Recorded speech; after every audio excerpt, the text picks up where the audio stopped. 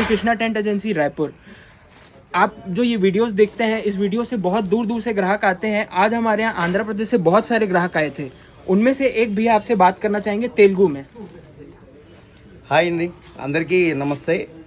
రాయ్పూర్ మేము మార్నింగ్ రావాల్సి వచ్చింది. బట్ శ్రీకృష్ణ టెంట్ హౌస్లో చాలా అంటే చాలా ఐటమ్స్ చాలా బాగున్నాయి.